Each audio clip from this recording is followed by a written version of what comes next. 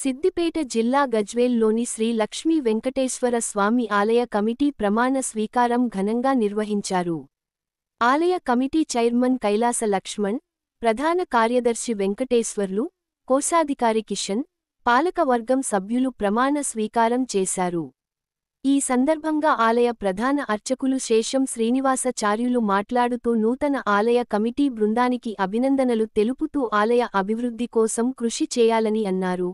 ఈ కార్యక్రమంలో మున్సిపల్ మాజీ చైర్మన్ రాజమౌళి, గాడిపల్లి భాస్కర్, ఆలయ కమిటీ శాశ్వత సభ్యులు, భక్తులు తదితరులు పాల్గొన్నారు.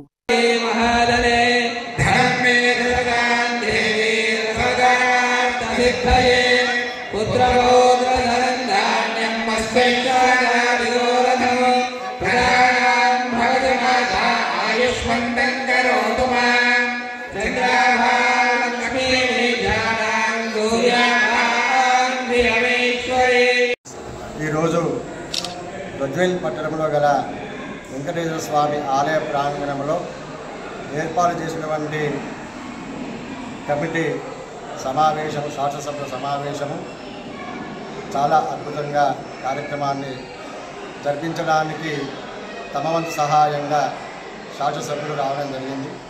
ముఖ్యంగా అందరికన్నా ఈ 3 బాధ్యతలు గల వ్యక్తులు మన అధ్యక్షులు కైలాస లక్ష్మణ్ గారు, కార్యదర్శి గాలపల్లి వెంకటేశ్వర్లు గారు, మరియు కోశాధికారి నేటి కిషన్ కుమార్ గారు.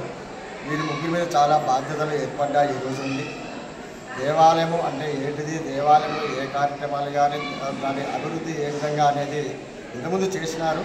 కానీ ఇది ఒక బాధ్యతగా ఇప్పుడు ఏర్పాటు చేయడం జరిగింది.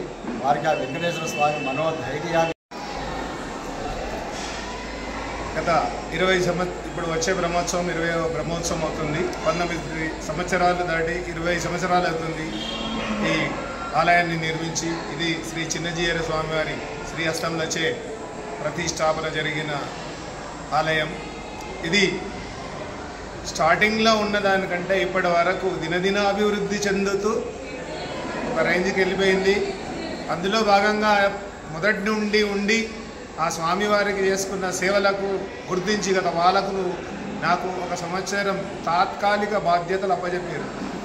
ఈ సంవత్సరంలో గత 8 సంవత్సరాల నుంచి ఆలయానికి రంగులు లేనటువంటి విషయాన్ని గుర్తు చేసుకొని రంగులు వేయడం, ఆలయానికి పంచలోహ శిఖరాన్ని ప్రతిష్ఠింపజేయడం, వెనక సిసి రోడ్లు కానీ ముంగట అద్భుతమైన రేకుల షెడ్డు, యాగశాల, సుమారు 40 లక్షల రూపాయలు. ఇక్కడ ఉన్నటువంటి ఈరోజు పాలకవర్గం ప్రతి ఒక్కరు కూడా బాధ్యత వహించి కార్యక్రమంలో తప్పకుండా పాల్గొని ఈ యొక్క విశేష కార్యక్రమాలలో మనం అందరం కూడా కార్యవర్గ సభ్యులు అయినంత మాత్రాన ఎవరో చేస్తలేం, అధ్యక్షుడు చేస్తాడు, సెక్రటరీ చేస్తాడు, లేకుంటే ఆచార్య గారు చేస్తారనేది కాకుండా ప్రతి పాలకవర్గ సభ్యుడు కూడా ఖచ్చితంగా ప్రతి సమావేశానికి వచ్చేసి ప్రతి ఒక్క వారి యొక్క సమయాన్ని కేటాయించి ప్రతి కార్యక్రమం కూడా ఉత్సాహంగా అతి వైభవంగా ఏ కార్యక్రమం దేవాలయంలో జరిగినా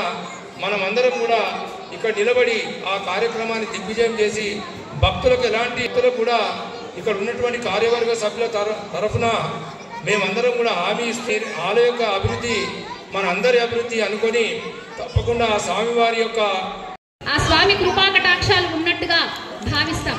కాబట్టి ఈ ఆలయాన్ని అభివృద్ధి పథంలో నడిపిస్తారని మీ అందరి మీద వారు పునః వాళ్ళ నమ్మకాన్ని మరొకసారి స్వామి నమ్మకంగా మీ మీద ఉంచారు. కాబట్టి వారికి చేదోడు వాదోడుగా ఉంటూ ఈ ఆలయ అభివృద్ధిని ఇవాళ మనం చూస్తున్నాం. ఇవాళ కూర్చున్నటువంటి ఈ షెడ్డును చూస్తే అర్థమవుతుంది ఆలయం అనుకుంటే ఎంత త్వరితగతిన అభివృద్ధి చెందుతుందో. మనం ఉత్తర ద్వారాన్ని ఈ ఉత్తర దర్శనం లోపే కంప్లీట్ చేసుకోబోతున్నాం. దానికి సహకరించినటువంటి అనేక మంది పెద్దల వాళ్ళు కూడా ఉన్నారు. వారందరికీ ఎవ్వరము మంగళాశాసనాలు ఇవ్వాల్సిన అవసరం లేదు, ఆశీస్సులు ఇవ్వాల్సిన అవసరం లేదు. భగవంతుడు ఇస్తూనే ఉంటాడు. పదవుల కోసం కాకుండా మీ తృప్తి కోసం ఇవాళ కమిటీ మెంబర్స్గా అయినటువంటి మీ అందరికీ కూడా శ్రీనివాసమైనటువంటి విశ్వాసంతో బాధ్యతలు అప్పగించారు. దాన్ని ఎల్లవేళలా కాపాడతారని మరొకసారి వారి మాటగా నేను చెప్తున్నాను.